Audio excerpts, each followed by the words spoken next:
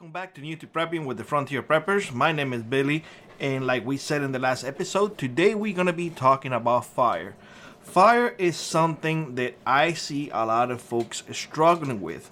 And I see a lot of folks struggling with because they have so many ways to start a fire that they really know it all and master none.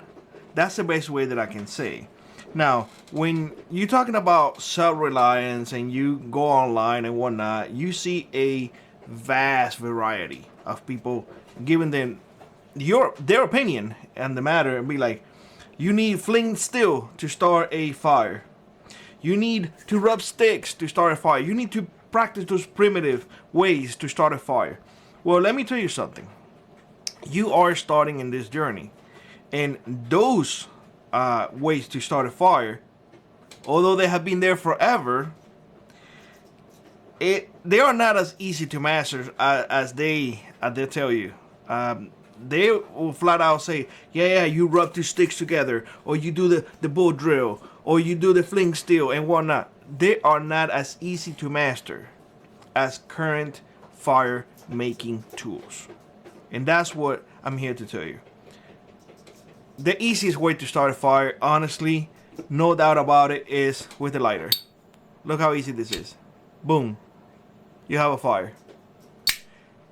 You should have a lighter with you at all times. Keep a lighter in your pocket.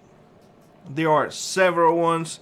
The refillable one, disposable one, whatever one you want to have. So have something in your pocket. Especially during winter, because during winter, these little things, if they're not in your pocket, they're going to give you a hard time to start. So keep that in mind. Now, I am giving you first ways to start a fire. The easiest ways that I have found to start a fire. And then we're going to discuss more the fire making part.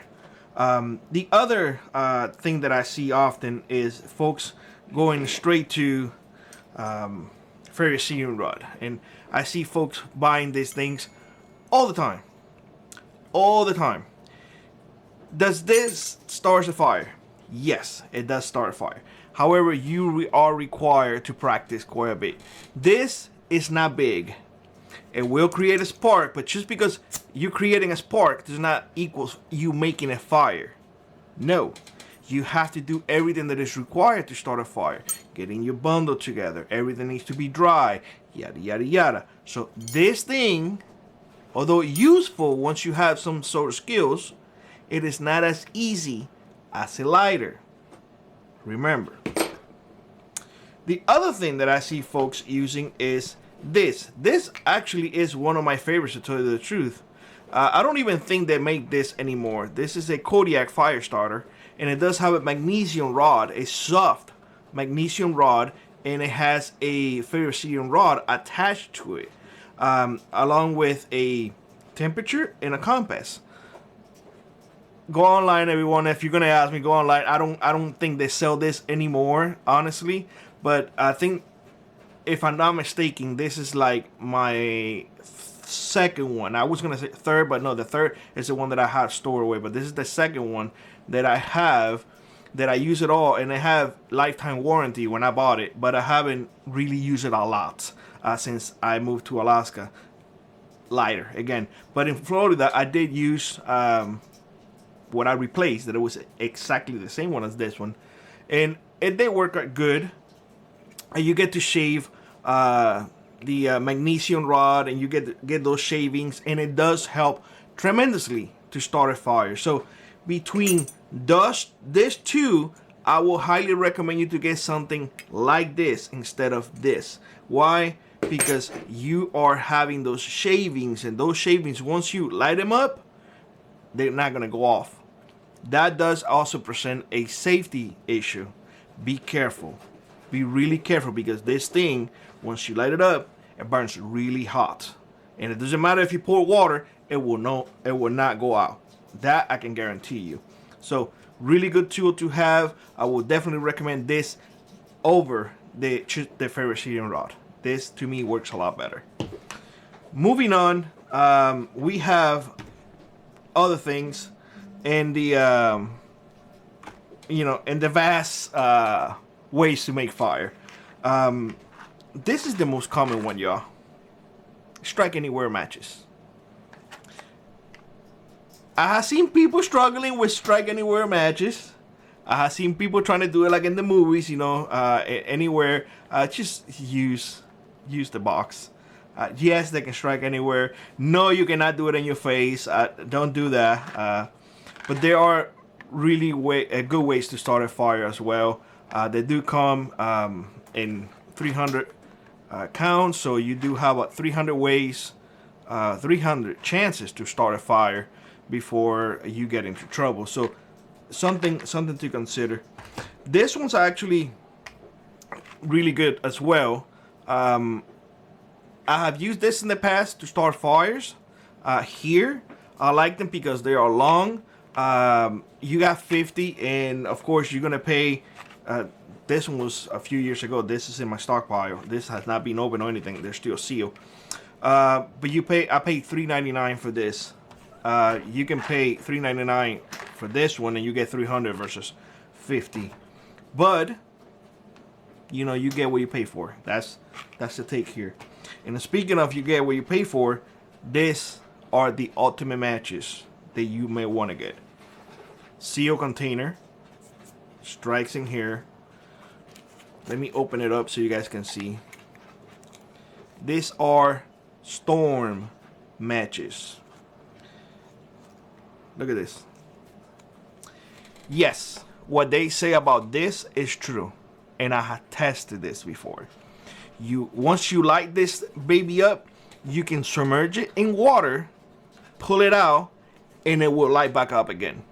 Yes, if you're gonna get matches, this will be it, in my opinion.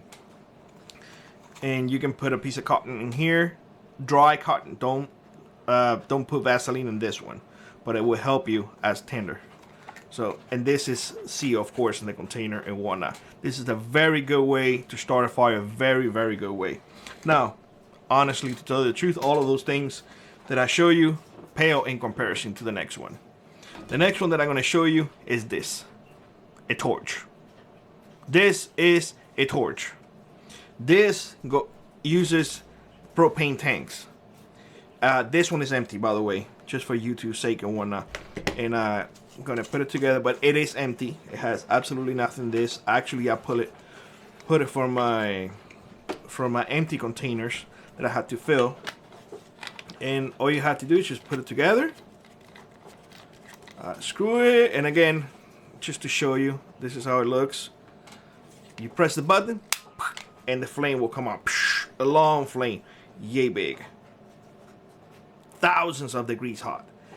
You put that in the tender, and it will light. You put that in a pile of wood, and they will light. This, honestly, will be the best way for you to start a fire.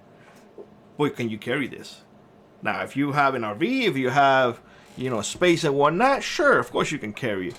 But honestly, this is really, really large, really bulky. This is essentially what I use to start my wood stove.